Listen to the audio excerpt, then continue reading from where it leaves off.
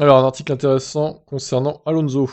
Le quadragénaire ne craint pas le temps qui passe. Il confie avoir raté sa préparation physique l'an dernier, à cause de son accident de vélo, hein.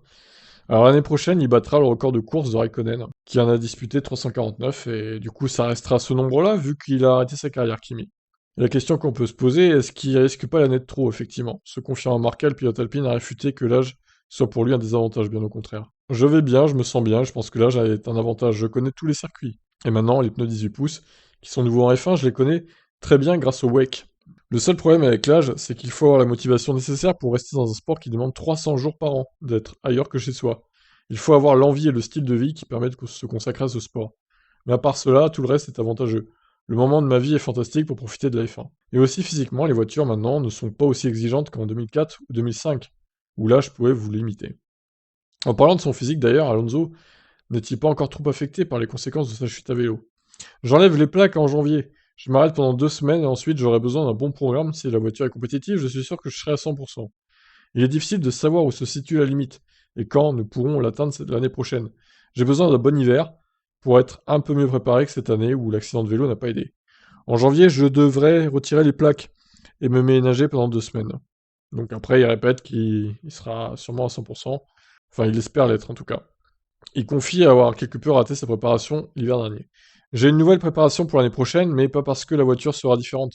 Je pense qu'elle sera très similaire en termes de maniabilité, d'appui et de temps autour. Mais parce que l'hiver dernier, je n'ai pas pu faire une bonne préparation. J'étais trop faible à Bahreïn, sans un vrai programme physique. Donc cet hiver, je veux faire plus. Il est évident que je ne vais pas m'arrêter de la même manière à 40 ans qu'à 23 ans. M'entraîner, pardon. Je dois m'entraîner davantage. Je dois m'étirer davantage. Je dois faire une routine différente de celle que je faisais à 23 ans. Ah bah oui, parce que bon, le corps, au bout d'un moment, il a du mal à suivre, hein. L'âge, ça compte quand même, du coup. On sent un Fernando Alonso plus épanoui, plus heureux en F1 que lors de son dernier passage chez McLaren Honda. Je ne suis pas d'accord, quand je suis venu chez Ferrari ou McLaren en 2015, j'ai eu les mêmes questions pour savoir si j'étais plus heureux. En fait, depuis 2007, se battre avec Hamilton dans une équipe anglaise avec un environnement britannique, les gens ont perçu un mauvais message. Ils ont répandu le message que depuis, je ne suis plus heureux. Mais je n'ai pas trop changé. Je suis heureux, mais aussi dans les saisons passées. J'étais juste fatigué en 2018. J'avais d'autres choses en tête à ce moment-là. Je suis une personne heureuse, même si ce message n'atteint pas tout le monde. Vous remarquerez qu'il reparle encore de 2007, hein.